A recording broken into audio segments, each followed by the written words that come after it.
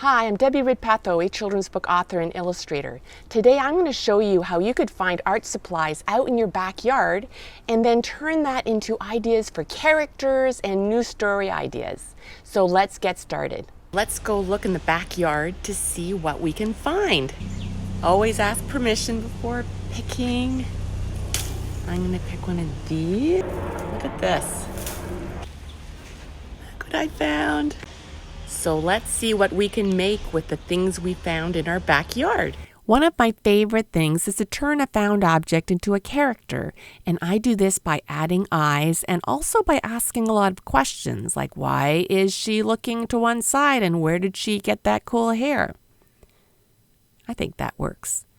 And now I'm already thinking about what should I do with the other things that I found in the backyard. Let me change my setup so you can see what I'm doing. Just wanted to remind you of last time, you can draw with many different types of found objects. For example, crayons. You never know what's going to come out of a broken crayon. So I'm going to draw. It's easier if I just go like this. Maybe she's sleep flying.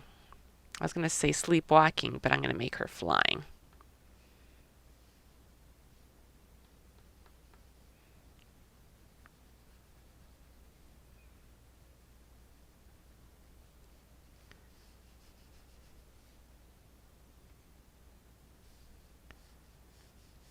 Her leg's going to be coming out. Maybe these are sort of like PJs. One leg's coming out of the crayon.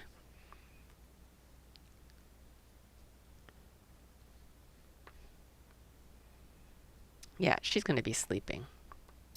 And then look. You never know what's going to come out of a broken crayon. Okay, so let's go to what we picked up from the backyard. So for example, let's look at this one. I'm going to use my large black crayon because I love crayons. This could be many things. One thing it could be one thing I immediately think of, I wrote a book called Where Are My Books? And this kind of reminds me of a squirrel tail. Look at this. That'll make the perfect squirrel tail. And there's legs.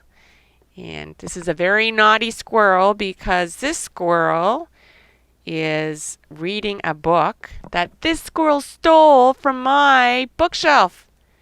Look at this. And of course you can use other colors. I'm going to use, I use part of this for a broken crayon. I'm going to color this squirrel brown.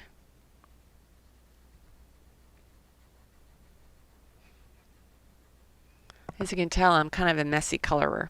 And you know what? I'm going to make this squirrel polka dotted just because I can. Because I can add different colors. But look at that. Now, I guess you could, one of the reasons I love found object art like this is because you can't really keep it. So you don't feel pressure to have to be perfect. But I suppose this sort of thing I'm not sure if this would keep, but I could try gluing this on and then seeing if it wilts or how it turns out. Or tape. I guess you can do it with tape. All right, so let's see.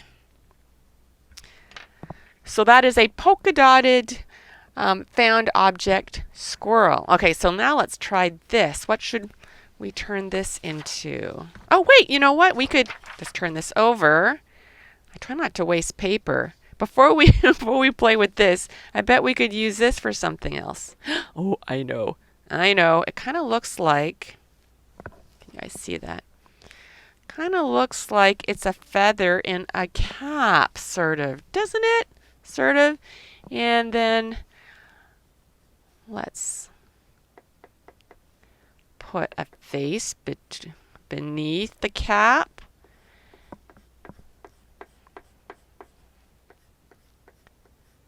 And maybe this girl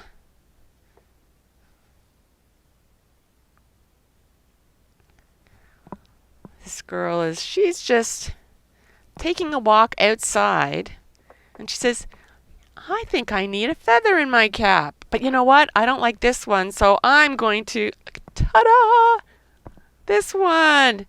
Could be a feather, but let's use this for something else. Now what I do with this paper, I rip it up and then I use it as bookmarks, or I can use it for found object, other kinds of found object art. Okay, so let's, oh, there's a big mess here. What should we turn this into? We could, we could go like this. Can I change that to a little bit further away there? Okay. So what we could do is turn this into, you can see that, right?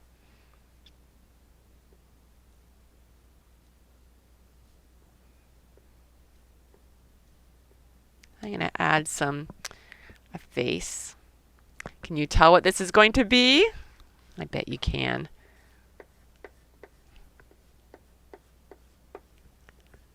She's going to have a ponytail.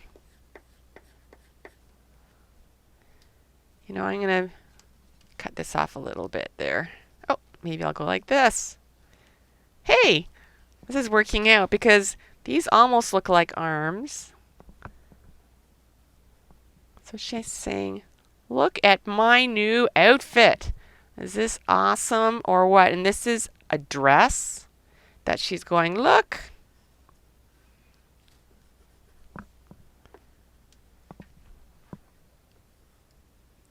A new outfit that she bought. I don't know where she bought it. Maybe she was out for a walk in the forest and she saw this. See, this is something else I love about this sort of thing. This could be a new character in a picture book. Maybe she was out in the forest and, oh, I know. Wait. She was out in the forest. Did I draw on the other side of it? No. Wait, where's my, okay, she was out in the forest. Okay, this is working out. She was out in the forest, and suddenly she saw this odd-looking squirrel, and she said, hey, Mr. Squirrel, what's up? And the squirrel said, I don't know what's up. What's up with you? And before, maybe she was wearing, let's see, oh, you know what? She was wearing, oh, no, I know. I'm using a piece of paper towel I was using for lunch, crumpled. Maybe she was wearing something like this, which is kind of chic. It's kind of interesting. And he says, I kind of like your shawl, but wait a second. I have a shop where everything is made of interesting things from the forest. And she says, really? And he says, absolutely. And she says, hey, you know what? Because the squirrel has an idea. And she says, really, that is pretty cool. Maybe I can help you out with some things in your shop. And okay, I'm seriously making this up right now. But this is one thing I love to do when I am brainstorming character ideas and story ideas. Let's do one more. Okay. So let's just work with these two again. And I have this time, this is going to be, let's see, I'm going to tear this off, and maybe I'll tear a piece of it off, because now, you don't have to keep, that's interesting there too. You could turn, I could see, look at this. This could be sort of, maybe a hedgehog type of thing, but you don't have to make it perfect. Maybe a very strange insect hedgehog mouse thing with stripes. And this strange hedgehog thing is kind of worried. A lot of times I like adding emotions to the characters I create because then it makes me ask questions. Why is this creature looking kind of worried? And then maybe we can turn this into, let's just make it a blob. And this blob has this thing coming out of his head. And this guy says, you know what? I think you have, okay, wait a second.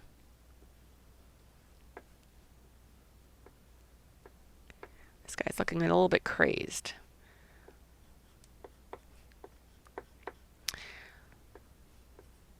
I'm not even sure what kind of creature that is. So maybe this little guy is saying, you know what? I think you have something coming out of your head that, no, I don't. What are you talking about? Yes, I think you do. I don't know. Wait, something is itchy up there, and maybe he'll reach up and say, oh my gosh, I think there's a tree growing out of my head. And so all of a sudden, this guy's sort of worried. Oh no. And maybe suddenly he's all nervous and self-conscious, and he says, oh, I wonder if anyone's going to notice. It's kind of embarrassing, and it's okay. I'll be your friend. It's all right. Maybe everyone's going to want a tree growing out of their head, and they're all going to look for. This is a story that's happening, and I seriously didn't plan this ahead of time. And a lot of it is just asking a lot of questions about the creatures you're creating. And you could create more creatures out of these. A lot of times I find let's trade this around. A lot of times I find my favorite story ideas and characters are ones that I didn't really plan ahead of time. Because if I tend to be a perfectionist a lot of times, and I'll spend way too much time, going, oh, no, it has to be perfect lines, and no, that ear is wrong, I'm going to throw it out. But then I found when I started playing with found objects and then just not worrying so much about trying to make everything perfect, trying to remember that when you're having fun with art, there's no such thing as making a mistake. That's when I start loosening it up and coming up with more ideas. So I encourage you to take what you found out, take what you found out in the backyard, or you don't even have to use things in the backyard. You could go around the house and suppose you found, this crumpled piece of paper, or what I was playing with before. Oh no, here I know. This squirrel drawing that has something on the other side of it. Let's crumple this up because I like using paper as much as possible. So there's two interesting shapes there, and what will we turn this into? So one thing I sometimes do, I find when you add eyes to anything, it turns it into a creature. And then suddenly, like maybe this creature's crying because it's really, really sad. And this guy or this girl, maybe we can turn, oh, you know what? Here, like this. This girl or guy saying, what's wrong?